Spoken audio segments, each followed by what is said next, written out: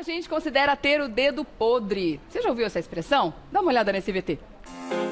Se você passou o ano se envolvendo nas maiores roubadas amorosas, fique sabendo que você pode ser vítima de uma terrível maldição, como o da personagem Marilda, de A Grande Família. Eu acho que, na verdade, eu sou uma pessoa que já nasceu com o dedo podre. Desde a minha adolescência, eu só tive namorado cafajeste. Algumas personalidades também não deram muito certo no amor. Será que é a síndrome do dedo podre? Ou isso é apenas uma lenda? É sobre isso que vamos conversar agora no Revista da Cidade. Vamos conversar sobre esse assunto aqui no estúdio. Ele está com a gente hoje. Plínio de Souza, especialista em programação neurolinguística. Bem-vindo à revista, tudo bem? Obrigado, muito obrigado. Prazer te receber, viu? Gabi, o mundo dos famosos tá cheio de gente que fala que tem dedo podre, né? Não só o mundo dos famosos, né? Eu acho que no mundo de uma forma geral, mas os artistas a gente sempre acompanha aí também, a gente vê sempre o povo trocando de relacionamento, falando que tá frustrado com uma pessoa e etc. E usa esse termo, né? Dedo podre. A pessoa chega a essa conclusão depois de alguns relacionamentos que não deram certo, né? E de repente, de encontro com pessoas que não fazem muito o estilo dela. Como é que você define o dedo podre, na sua opinião, Plínio? Dedo podre tem aquela pessoa que repete o padrão sempre, né? Então, dedo podre em sempre aquele mesmo tipo de relacionamento. Seja um relacionamento abusivo, seja um relacionamento de alguém que de alguma maneira abandona, que não valoriza, seja relacionamento com gente casada. Então, se a pessoa reproduz o mesmo padrão sempre, é algo que parte dela. Existe uma programação, ou seja, existe um outro internalizado que ela encaixa fora e ela repete esse padrão. Tá. Então, o desafio é tomar consciência disso, como isso acontece, por que isso acontece e como fazer a mudança. Isso é aquele tipo de coisa que Freud explica, assim, do tipo coisas do passado, que estão ali, que trazem enraizados e tudo mais, que fica repetindo esse comportamento? Muitas vezes tem a ver com a figura paterna, no caso da mulher, né? Assim, a maioria das vezes. Mas às vezes não, às vezes tem a ver com primeiros relacionamentos traumáticos também. Mas isso você disse mulher, mas pode acontecer com homens também. Muito. É porque, de alguma maneira, se repete mais com as mulheres. Eu até acho que por conta da nossa herança machista, né? Então, muitas mulheres tiveram pais muito cafajestes ou pais muito ausentes, tá? Que de alguma maneira abandonaram e tal. Então, ela reproduz. Tipo, esse é o tipo de relacionamento. Relacionar-se com um homem é assim. Então, inconscientemente, ela vai acabar reproduzindo relacionamentos de abandono ou relacionamentos de traição. Tá? Então, por conta dessa nossa herança machista. No entanto, temos sim homens que também passam por isso, homens que repetem, homens bonitos que repetem a rejeição. Até mesmo clinicamente, vários psicólogos, né, falam bastante isso sobre a questão da repetição, que pega em vários fatores aí, né? E quem também nunca ouviu um amigo falar: eu tenho dedo podre, ou até mesmo se colocar na condição, eu só tenho dedo podre. É justamente esse fator, né? A gente vê as pessoas se repetindo e sempre com esse mesmo padrão de relacionamento, né? Inclusive, entre os famosos, a gente vê muito isso, né? A gente tem o caso, que eu acho que é um dos casos mais conhecidos e engraçados, né? Que é o da Mônica Martelli, que ela transformou toda a desventura amorosa dela num dos maiores espetáculos teatrais do país e também... E com muito bom humor, exato, né? E com muito bom humor. Não só um dos maiores espetáculos teatrais do país, como também fez disso uma franquia cinematográfica, que é esse espetáculo aí, Os Homens São de Marte, é pra lá que eu vou. Inclusive, quando ela lançou a peça, né, e o filme, ela até declarou que ela teve que selecionar somente 4 desventuras dela, porque eram tantas, porque não ia caber, ela teve que separar 4. 4. E olha que 4 é um número muito alto já, né? Só 4, né? De desventura, sem dúvida nenhuma, né? Corajosa, ela continuou insistindo por muito tempo. Ela continua querendo ir pra Marte, né? E repetindo o padrão. E repetindo o padrão. E sendo infeliz no caminho, não é? E ela conseguiu, é claro, fazer uma limonada desse limão ao colocar isso numa peça que fez muito sucesso depois no filme. Eu não assisti a peça, eu assisti o filme, né? E o que a gente percebe ali é justamente essa questão da rejeição. Ou seja, uma mulher bonita, mas que se coloca como rejeitável. Eu sempre vou em busca demais. E de alguma maneira ela mostra que ela é carente, que ela é necessitada. E ela tinha, né? O homem internalizado, aquele homem que desvaloriza, que rejeita. E ela repetia esse padrão. Esse padrão especificamente. Vamos falar da Luana Piovani? Então, porque essa tem uma lista aqui pra mim, gente. A Luana Piovani, gente, é um caso que a gente não sabe se ela tem ou se ela é o dedo podre, né? Porque essa foi boa. Gente, é muito delicado, porque assim, a história, por exemplo, a gente tem aqui alguma lista, tem uma lista com os ex-namorados dela, e aí tem o caso do Rodrigo Santoro, né? Não tem como falar que ela mirou numa... Gente, ela mirou no Rodrigo Santoro. Só que assim, no caso, ela foi o dedo podre do Rodrigo Santoro, né? Porque ela que traiu o ator. Que loucura! Ela que traiu ele. Ele descobriu isso através da imprensa, porque na época a foto dela beijando um outro rapaz no carnaval foi para todos os lugares. E aí ela muito ingratamente começou a inventar boatos sobre o Rodrigo Santoro, boatos pesados sobre o Rodrigo Santoro, para justificar a pulada de cerca. Então, assim, no caso da Luana Piovani, o que aconteceu depois eu chamo de karma, não é dedo podre, né? Não é, gente? Sabe que eu estava falando nos bastidores com a produção sobre isso também, sobre a Luana Piovani. Eu falei, poxa, é melhor eu não falar, porque eu também... é claro que agora, recentemente, ela viveu algo muito pesado, né? Sim. Algo muito pesado. Agora, de fato... Você foi perfeito em dizer que talvez ela tenha sido já o dedo podre de uma outra pessoa. Então, Exato. eu não sei se... Não posso dizer que ela é uma pessoa que tem o dedo podre, que ela se repete em homens que traem ou que abusam. Eu não sei se ela se repete ou se, enfim...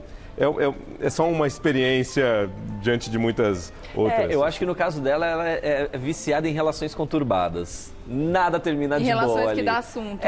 Nada termina de boa. Justamente por ser uma pessoa midiática, desde muito novinha, ter a imagem bastante explorada e ela tá acostumada. Eu acho que entra um pouco nessa questão da repetição, né? De sempre, de alguma forma, algo dar errado. Seja porque ela protagonizou o erro ou ela foi a vítima da situação. E a gente agora... tem aí uma artezinha, desculpa te cortar, Imagina, mas a gente colocou a foto Jesus da galera toda. amado.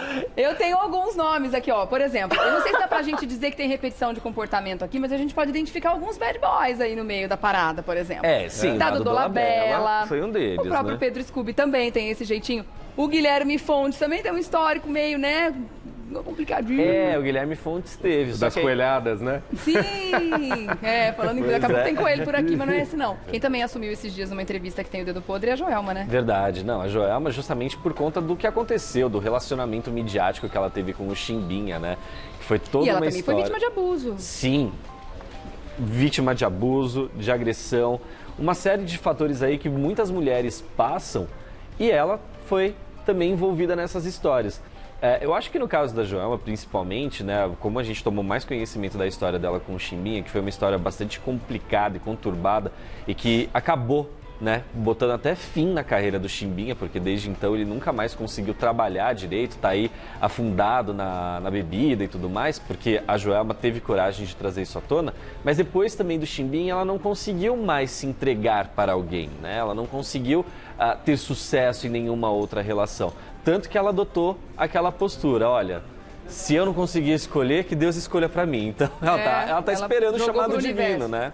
E Agora, às vezes é isso, o trauma, às vezes um trauma muito forte programa algo pro resto da vida e a gente precisa mudar. Mas não é complicado? Vou tentar pegar um contraponto aqui pra gente analisar. Uma pessoa que, como a Joelma, que sofreu abuso, né, foi agredida e etc e tal, ela assumir que ela tem o dedo podre, não é uma forma de trazer a culpa pra si de um relacionamento que não deu certo e se julgar, falar, nossa, não é o cara que é louco, eu que escolhi errado. Não é ruim a gente pensar dessa forma também? Concordo 100% com esse seu argumento agora, porque eu nem sei se ela já tinha o dedo podre, tá? Porque ela parecia bem casada, com um cara que parecia bacana, que a admirava, que a enaltecia, e isso durou durante anos. Uma pessoa pode, enfim, fraquejar, ter enfim, nessa experiência. Eu não sei direito como é que foi a história dele de traição, né? Eu sei que foi algo que pra ela... Virou até novela mexicana aqui pra gente, porque ela deu assunto pra Chuchu, é pesado. Um dia a gente te conta, mas precisa de um dia inteiro. A gente todo fim de semana. Eu sei que a partir daí, provavelmente, isso vira um trauma tão forte pra ela, que a partir de agora, ela tem medo, ela não quer. Né? Até por medo. E se ela não quer, provavelmente porque isso de alguma maneira apodreceu o seu dedo, porque ela já está imaginando recorrer no mesmo problema. Então ela precisa o quê? Se destraumatizar e definir o que ela quer para um relacionamento. Qual é o tipo de homem que ela quer com clareza e pensar nisso, porque enquanto ela ficar ainda com essa última história como referência, esse último modelo, de fato, não vai conseguir se libertar. É melhor ela nem ir, porque provavelmente ela repete. Eu vou pedir logo mais dicas de como se livrar do dedo podre, tá? Para você passar pra gente. Sim. Mas antes, eu quero que você tente fazer uma diferenciação para saber se isso existe de fato, essa diferenciação. De pessoas que têm um número de relacionamentos muito grande, não porque tem um dedo podre e não sabem escolher, mas de fato tem uma autoestima tão bem trabalhada que de repente não encontram alguém à altura, não encontram alguém que atenda aquela expectativa tão alta que a pessoa tem. Como a gente viu no caso da Luana Piovani. Tem uma outra pessoa aqui na lista que eu não sei se é um caso de dedo podre ou se é um caso desse que a gente está citando agora, a Suzana Vieira, por exemplo. Pois é. Ela tem muitos relacionamentos na lista dela. Não sei se é um caso de dedo podre ou se é um caso justamente desse. Tipo, ela é tão independente, tão empoderada, que ela não precisa de ninguém para estar ao lado dela. Não sei se existe alguma relação com isso, Plínio. Me ajuda. Eu acho que assim, quem não sabe o que quer, qualquer coisa serve. Tá? Então, se você não define com clareza a pessoa que você quer, vai pintar na rede. Tá. Vai pintar. E aí vai, por exemplo, eu penso em 3 atributos. Eu quero um cara bonito, né? Eu quero uma mulher bonita, eu quero... Legal, divertido. Legal, divertido e inteligente. Então, uma pessoa legal, bonita, divertida e inteligente. E que se tenha tiver um dinheiro, cascalhinho também. né? E que pague o jantar. Se pediu que vem dinheiro, ótimo. Se não pediu, vem um duro. Mas enfim, se pediu que seja resolvido financeiramente, equilibrado financeiramente. Mas você não falou nada da pessoa não ter vícios. Sim. E aí vem uma pessoa com uma dependência química que vai fazer com que a vaca vá para o brejo. Ou você não falou nada em relação à família dele, que a família dele se dê bem com a minha, se dê bem comigo. E aí ele vem com uma família ciumenta, uma família fiel a ex. Entendeu? E emburaca tudo. Então, assim, se você não pensa em vários atributos, se você só quer uns 2 ou 3, vem com uma série de acessórios que podem fazer com que não dê certo a sua compra. Os penduricalhos. Vamos falar então dessas dicas. O que a mulher que se considera hoje em dia de dedo podre, o que ela pode fazer para se livrar desse estigma, desse crachá, desse carimbo que ela botou nela? Olha só, uma primeira questão é preciso resolver... Mulher ou homem, enfim. Tá. Mulher ou homem. Precisa resolver a autoestima. O buraco, o vazio, a codependência. Se você depende do outro para ser feliz, isso vai pesar, você vai ter menos valor, né? Porque se você está querendo vender um carro dizendo que, mas ele tem problema, mas ele tem isso, tem aquilo, vão querer pagar pouco no seu carro. Então, se você de alguma maneira entrega que você não se valoriza, você vai, provavelmente, se tiver numa relação, não vai ser muito bem cuidada nessa relação. Então, e como trabalhar essa autoestima? Resolver. Isso você vai fazer em atendimentos individuais, de maneira eficiente, ou em grupos, passar por processos. É claro, eu posso dar dicas aqui de como você pode também trabalhar isso por si só. Agora, se isso é uma questão grave, a indicação é atendimento individual, não é nem em grupo. Atendimento individual resolve isso em poucas sessões, bem feitinho, aquela carência de pai, carência de mãe se existiu em você, ou o sentimento de baixa autoestima porque a minha irmã era bonita e eu era feia, ou porque eu perdi meu trono com o nascimento do meu irmão e eu me senti que eu não sou amado e entrou essa programação. As causas são assim. Tá? Para o adulto parece bobagem, mas para a estrutura emocional, a pessoa se torna... De uma criança que está se formando, né, muitas vezes. É como se uma parte dela regredida continuasse com ela até hoje. Então, ela é um adulto com sentimentos infantis de carência que ela não gostaria de ter, mas não consegue se livrar. Olhar para os aspectos bons, positivos, para o sucesso que a pessoa teve na vida até então é uma coisa que ajuda? Sim, claro. Né? Então, primeira coisa é trabalhar a autoestima, né? E a partir daí, enfim, evoluir. Um outro aspecto que precisa olhar tem muita gente que se dá mal e acaba não casando, porque tem um lado da pessoa que não quer casar. Então é a mulher que acha que casamento tira a liberdade, por conta de experiências lá do passado também, de um pai opressor, enfim. E a mãe falou, filha, seja livre, seja independente, né? E aí ela se relaciona até a página 3, 4, se ela joga 2, 3 anos e é um jeito de não dar certo porque ela não quer aprofundar o relacionamento, porque isso vai tirar a sua liberdade. Então a gente precisa ressignificar isso, reprogramar isso. E o terceiro aspecto é justamente, e esse é o que eu posso já ajudar, inclusive você de casa pode fazer com muita força, isso já vai gerar um outro movimento, que eu posso ajudar aqui agora, que eu falo na TV, definir com clareza o perfil do cargo. Defina com clareza o perfil do cargo, ou seja, 40 modelo. itens. 40 itens. Depois você vai para a seleção, entendeu? Pendura na porta da geladeira com um imã, gente. Se você quer contratar um gerente novo para sua empresa, você vai, vou lá ver quem é. Você vai pensar em 3 atributos? Não, você vai definir o job description como um todo ali. Qual é o perfil do cargo para depois eu ir para a seleção, para abrir seleção. Então define 40 itens. Plínio, é muito 40 itens? Nada. É nada, gente. Pensar é o que você quer que a pessoa É tenha. nada. Pensar na complexidade do ser humano. Isso. O que é para ter e o que é para não ter. Por que 40 itens? Poderia ser só 20? Poderia. 40, por quê? Porque depois que você já cansou de pensar, muitas vezes é que... Você vai na perfumaria, que é o que faz a diferença E aí no dia a dia. vem muitas algo, vezes. vem um insight de algo fundamental que você não tinha pensado.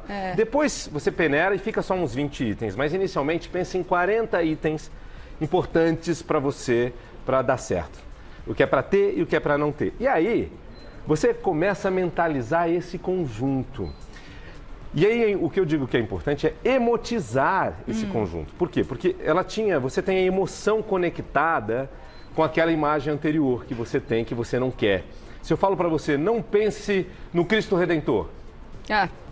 Então, se você fala, eu não quero uma pessoa assim, eu não quero uma pessoa assim, é isso que você está vibrando.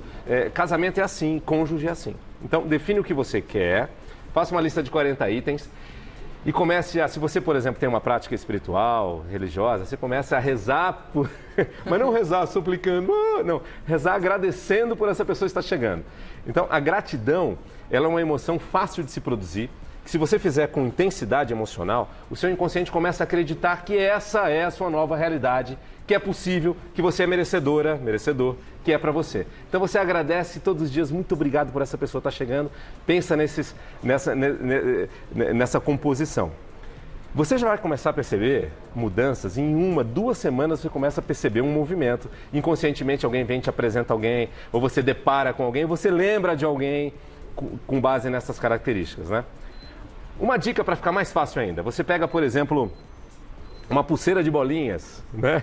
Colocar aqui assim para ficar mais fácil de ver, uma pulseira de bolinhas, ou um colar de contas, um japamala, um terço, e você a cada bolinha, você agradece, andando na rua. Para ser uma coisa gostosa, não ser chata de você fazer como uma obrigação, você está indo almoçar, você tira a pulseirinha ou tira o colar que está por baixo da roupa e cada bolinha você faz uma gratidão. Muito obrigado por essa pessoa estar chegando para mim. Muito obrigado por encontrar essa pessoa. Muito obrigado. Estou andando na rua, ninguém está vendo que eu estou fazendo isso. Muito obrigado, muito obrigado. Com intensidade emocional, com o coração repleto. Isso vira um mantra, né? Vira um mantra e a emoção programa. Da mesma maneira que a emoção programa o trauma do ser humano não presta, ela vai programar essa nova realidade para você. Gente, que legal, adorei. Quanta dica boa. E o legal é que a gente consegue trazer essas dicas que você colocou aqui para essa questão do dedo podre, para tantas outras coisas. Para a pessoa que está buscando um emprego, para a pessoa que está querendo conquistar outras coisas na vida. Fantástico, Plínio. Adorei. Tem dedo podre pro trabalho também. Para tudo na vida, total. Adorei te conhecer, Plínio. Obrigada pela presença, viu? Plínio de Souza, que é especialista em programação neurolinguística, você faz contato através do site apsedesenvolve.com.br. apsedesenvolve.com.br. Tem o Insta também, né? Sim. Apse Desenvolve também? Tem o Insta, Apse Desenvolve, e o meu mesmo, que é Plínio de Souza PNL. Tá Plínio de Souza PNL. Obrigada, meu querido. Prazer. Até a próxima, viu? Volta logo. O papo foi ótimo. Obrigada também, que adoro esses papos psicológicos, né, querido? Obrigada pela participação.